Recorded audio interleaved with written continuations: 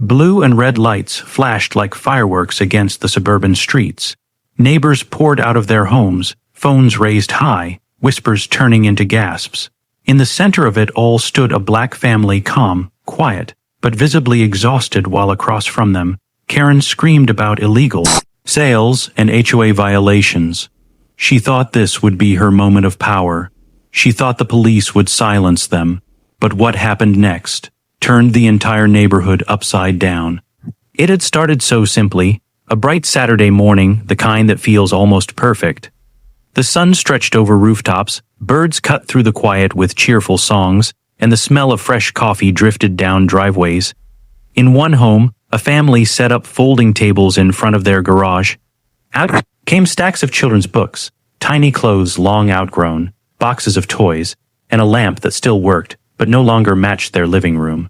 A garage sale, something so ordinary, so harmless, so human. Neighbors wandered by, smiling as they browsed, sipping from paper cups of lemonade kids were handing out. Coins clinked, laughter spread, small bargains were struck. It was the kind of morning that makes a street feel alive, but some people see community as chaos, and one neighbor saw kindness as a threat. She stormed across the street, clutching her clipboard tight against her chest like it was a weapon. Sunglasses shielded her glare, but not her tone sharp enough to cut through every laugh and conversation. "This sale isn't authorized," she barked. "The HOA rules are clear, no unregistered commerce." The family smiled, trying to keep it light. They explained gently, "It's just a garage sale. Nothing serious, nothing permanent." But Karen leaned closer, her voice dropping into a hiss only loud enough for nearby neighbors to catch. "Then I'll make sure the police take care of this." The air shifted, smiles faded. Nobody thought she would actually do it. Nobody thought she'd go that far, until she did. 20 minutes later, the street fell silent as two police cruisers rolled into view, sirens slicing through the weekend calm. Blue and red reflections danced across parked cars and the faces of stunned neighbors. Karen's smirk returned like a storm breaking open. She pointed dramatically at the driveway, her voice carrying, "They're running an illegal business right here. Shut it down." The family's children clutched their toys tighter, staring died at the uniforms. Their parents placed calm hands on their shoulders, but inside, fear simmered. Neighbors glanced at one another, whispering, was this really happening? Over a garage sale? The officers stepped out, their boots heavy on the pavement. Karen wasted no time launching into a rehearsed rant about HOA bylaws, property values, and neighborhood standards. Every word dripped with superiority, with the unshakable confidence that she was in the right. Meanwhile, the family stood quietly by their tables. The father's hand rested on a stack of books, his wife's arms around their children. They didn't shout back. They didn't argue. They simply stood silent, waiting, unsure if the law would see them or erase them. Phones recorded every second. The tension was unbearable. Every glare, every sigh, every word hung heavy in the humid morning air. And then, everything changed.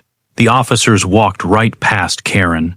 They didn't write tickets, didn't demand paperwork. Instead, one of them turned to the father and asked the simplest of questions. "Is this your property?" The father nodded slowly. "Yes, sir." The officer didn't even hesitate. His voice carried across the block. "Then you're not breaking any laws. A garage sale on your own driveway is perfectly legal." The words dropped like thunder. Neighbors' eyes widened. Karen's smirk evaporated, her sunglasses unable to hide the sudden panic in her face. For the first time that morning, she wasn't in control. She couldn't accept it. She wouldn't. Her voice rose, her arms flailed, the clipboard waving like a sword in a losing battle. She shouted that the family was trespassing on their own land. She screamed that the HOA gave her authority. She demanded that the officers do their job. But they did, just not the way she expected. Once, twice, they warned her calmly to stop disrupting the peace. But she kept going, louder, wilder, more desperate with every word. And then came the breaking point. One officer locked eyes with her, his voice cold and sharp. "Ma'am, if you continue, we'll be escorting you instead." The crowd erupted cheers, claps, laughter. The balance of power flipped in an instant, and Karen, she was crumbling. But even humiliation couldn't silence her. She turned her anger toward the children, pointing in their faces, calling them troublemakers, accusing them of creating chaos. That was it. The officers moved in. One reached for her arm. She yanked back, shouting in disbelief, but the cuffs clicked. Anyway, her sunglasses slipped down her nose, her face twisted between rage and shock. And there, in front of the entire neighborhood, the self-declared sheriff of the street was marched to the squad car, her clipboard dangling uselessly by her side. Phones captured every second. By the evening, the videos had already spread from neighbors' group chats to social media feeds. The HOA board issued a statement, distancing themselves. Karen had no authority, no permission, no backing. She acted entirely on her own. And the family, that garage sale became something much bigger. Neighbors lined up, not just to shop, but to stand with them. By sunset, the tables were nearly empty, not because of cheap prices, but because people wanted to show support, to prove that Karen's voice didn't define the community in the end. This wasn't about secondhand toys, clothes, or books.